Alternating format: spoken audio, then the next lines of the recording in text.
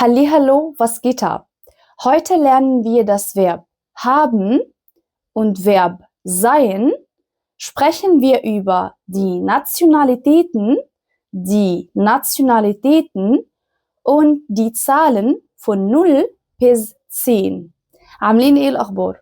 النهاردة هنتكلم عن Verb haben وVerb sein وهنتكلم عن Nationalitäten und die Zahlen الأرقام von 0 bis 10. بس قبل ما نبدأ ما تنساش تعمل لايك للفيديو واشتراك في القناة عشان يوصلك الفيديوهات الجديدة. أول حاجة هتكلم عنها هو Verb haben وVerb sein.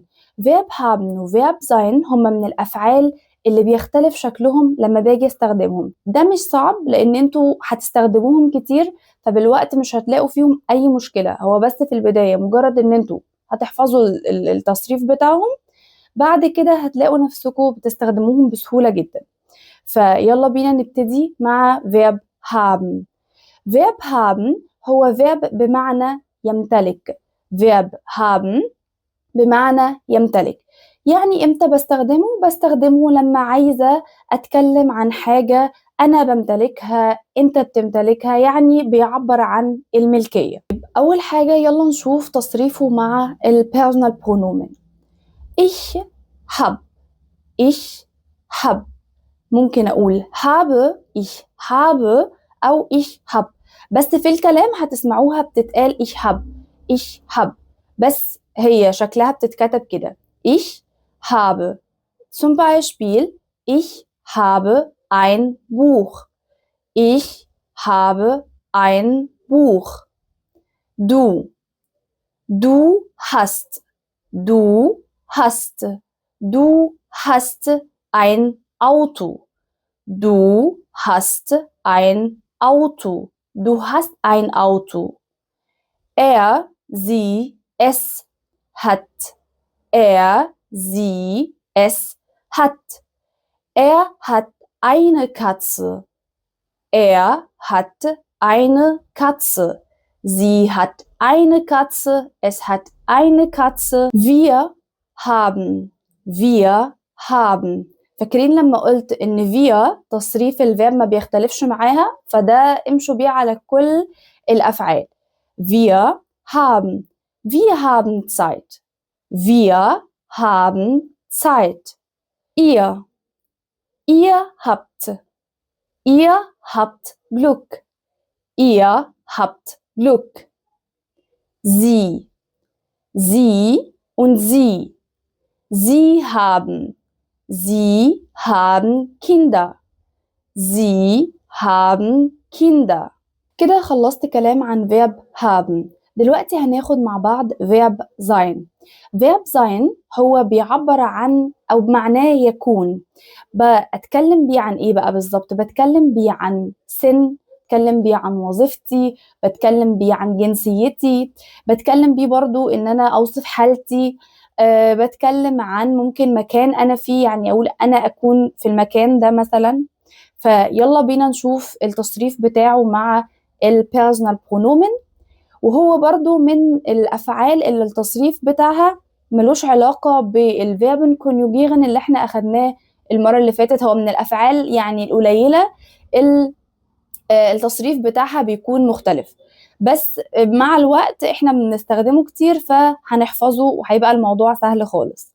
فيلا بينا نبدأ. أول حاجة ich bin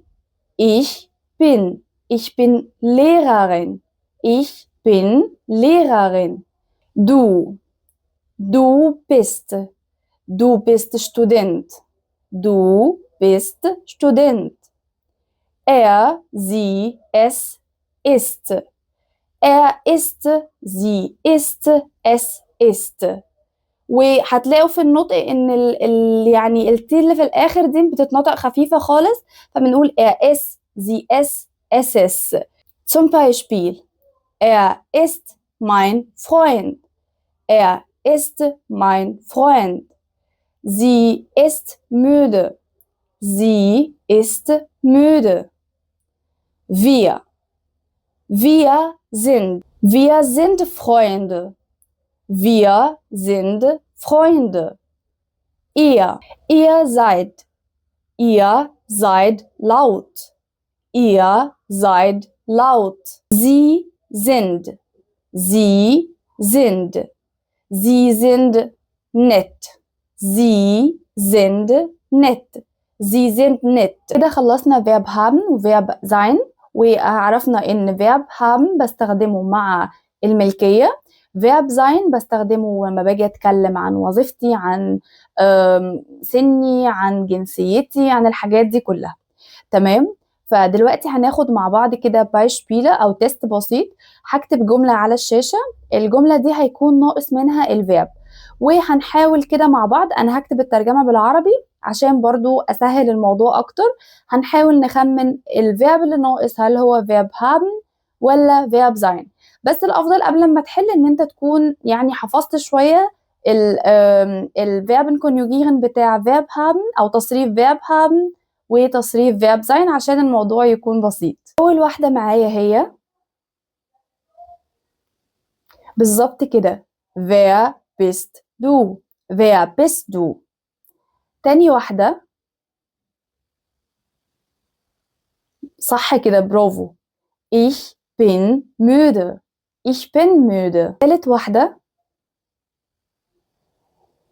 برافو du bist Lehrer. du bist Lehrer. اللي بعدها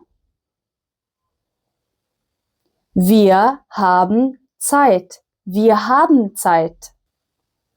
صح كده du hast ein Auto. du hast ein Auto. صح sie haben Kinder. sie haben Kinder. برافو ihr seid Freunde. ihr seid Freunde. اللي بعدها صح كده ihr seid zu Hause. ihr seid zu Hause. لأن أنا قلت إن برضو verb sein من الحاجات اللي بستخدمها معاه هو إن أنا بقول أنا في مكان معين، يعني أنا أكون موجود في المكان ده. طيب يلا اللي بعدها برافو Sie sind freundlich. Sie sind freundlich. طيب آخر واحدة هي هتكون wir haben Hunger. wir haben Hunger. مش wir sind Hunger، ما تنفعش. هي دي ممكن معناها لأن احنا مش بنترجم ترجمة حرفية، فهي مش بتكون زي العربي. يعني في العربي احنا بنقول أنا أكون جعان، لكن في الدويتش بنقول wir haben Hunger. wir haben Hunger. احنا عندنا جوع، بنمتلك الجوع. تمام؟ فهي بالمعنى ده لو احنا هنترجمها ترجمة حرفية، بس احنا مش بنعمل كده، فهنحفظها كده ان هي wir haben Hunger. فعشان نقول wir sind، فاللي قال wir sind هي غلط.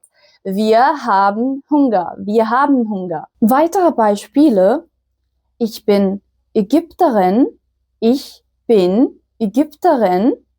ich bin 29 Jahre alt. ich bin 29 Jahre alt. ich bin Lehrerin. ich bin Lehrerin. يلا دوركم دلوقتي اكتبوا جنسيتكم ووظيفتكم وسنكم. Und jetzt sprechen wir über die Nationalitäten. Nationalitäten. Die Nationalitäten اللي هي الجنسيات. احنا المرة اللي فاتت اتكلمنا عن اللänder. richtig؟ احنا اتكلمنا عن البلاد. فالمرة دي هنتكلم عن الجنسيات. فلو انت ما اتفرجتش على الفيديو اللي فات ارجع اتفرج عليه عشان تبقى رابط الدنيا مع بعضها. اكيد في فرق ما بين المذكر والمؤنث او الماسكولين والفيمينين في النطق، صح كده؟ طيب دلوقتي لما هاجي اتكلم عن Deutschland. Deutschland. ist Deutscher. ist Deutscher. sie ist Deutsche. sie ist Deutsche. ist Deutscher. sie ist Deutsche. ist Russe. ist Russe. sie ist Russin. ist Türke. ist Türke. sie ist Türkin. ist Engländer. Er ist Engländer. Sie ist Engländerin. Er ist Spanier. Er ist Spanier. Sie ist Spanierin. Er ist Amerikaner. Er ist Amerikaner. Sie ist Amerikanerin. Sie ist Amerikanerin. Er ist Chinese. Sie ist Chinesin. Er ist Portugiese. Sie ist Portugiesin. Er ist Ägypter. Er ist Ägypter. Sie ist Ägypterin. Sie ist Ägypterin. Er ist Franzose. Sie ist Franzosin. Sie ist Franzosin. لاحظنا ان يعتبر مفيش قاعدة ثابتة في الفرق ما بين الماسكولين والفيمينين، فبس المعظم في الفيمينين او المؤنث بيكون ان اخره ان ده في المعظم، بس برضو مش كل الجنسيات المؤنثة بتكون اخرها ان زي ما شفنا، بس في الغالب بتكون ان. بس كده دلوقتي خلصنا الكلام عن الناتيوناليتي. طب ازاي اسأل حد واقول له ايه هي جنسيتك؟ بالمناسبة لاننا بنتكلم عن الجنسيات فنحاول ان احنا ندخل في تفاصيلها اكتر. عشان اسأل حد السؤال ده هقول له Was ist deine Nationalität? Was ist deine Nationalität? Was ist deine Nationalität? فممكن يجاوب يقول لي ich bin Deutscher, ich bin Franzose, ich bin Ägypter. تمام، فعلى حسب الدولة اللي هو جاي منها. Und jetzt sprechen wir über die Sprachen. Die Sprachen. Die Sprachen يعني اللغات. هي اسمها die Sprache. Die Sprache يعني اللغة. Und die Plural الجمع بتاعها die Sprachen. Die Sprachen. طيب لو أنا عايزة أسأل حد وأقول له ايه اللغات اللي انت بتتكلمها؟ عشان ادخل في موضوع اللغات محتاجة اسأل السؤال ده. Welche Sprachen sprechen Sie? oder welche Sprachen sprechst du? Welche Sprachen sprechen Sie? اي اللغات تتحدث حضرتك مثلا. Welche Sprachen sprechen Sie? يلا بينا نبدأ بقى مع اللغات بتاعت كل دولة. أول حاجة عندي Deutschland, Österreich, die Schweiz. Sie sprechen Deutsch. sprechen Deutsch يعني الدول دي تتكلم Deutsch. طيب zum Beispiel Ägypten, Arabisch. Ägypten, Arabisch. Türkei, die Türkei, Türkisch. Die Türkei, Türkisch. Italien, Italienisch. Italienisch. Spanien, Spanisch. Spanisch. Frankreich, Französisch. Französisch. Großbritannien, die USA sprechen Englisch. China, Chinesisch. Japan, Japanisch. Russland, Russisch. Polen, Polnisch. Brasilien, Portugiesisch. يلا نعمل مع بعض كده تمرين صغير بناء برضو على الفيرب اللي أخدناه في الفيديو اللي فات. فأنا هقول اللي بالأحمر وإنتوا هتقولوا اللي بالأسود. يلا بينا نبدأ. Woher kommen Sie? Woher kommen Sie? Oh, wirklich? Ich komme auch aus Ägypten. Ich komme auch aus Ägypten. Ich bin auch Ägypterin. Ich bin Ägypterin. هنعمل دلوقتي مع بعض برضو تيست تاني كده صغير. أنا هقول البلد اللي هو أو personal pronoun الضمير جاي منها، وانتوا هتكتبوا لي في الكومنتات ايه هي الجنسية بتاعته، هيكون اسمها ايه. zum Beispiel Du kommst aus Italien. Du kommst aus Italien. تاني واحدة معايا. Er kommt aus Deutschland. Er kommt aus Deutschland. Sie kommt aus Spanien. Sie kommt aus Spanien. يلا اكتبوا لي في الكومنتات ايه هي الجنسيات بتاعت الدول دي، على حسب برضو هل هي ماسكولين ولا فيمينين، فنركز في النقطة دي بالذات. آخر حاجة هتكلم عنها دلوقتي هي die Zahlen. Die Zahlen von 0 bis 10. هنتكلم عن الأعداد من 0 اللي هو 0 bis 10 اللي هو 10. أول حاجة 0 0 1 1 2 2 وفي بعض الأحيان ممكن تسمعوها بيقولوها تسفو، بس هي الهوخ دويتش اسمها 2. بعد كده معايا 3 3 4 4 5 5 حاولوا قولوا ورايا 6 6 7 7 8 8 9 9 10 10. طيب كده خلصتهم لحد 10. لو عايزة أعمل كده يعني تطبيق للأرقام دي مع السبراخن مثلا، مع اللغات، فممكن أسأل أقول wie viele Sprachen sprechen Sie? Wie viele Sprachen sprechen Sie? كم عدد اللغات اللي بتتكلمها عشان أتكلم أو أرد بأرقام.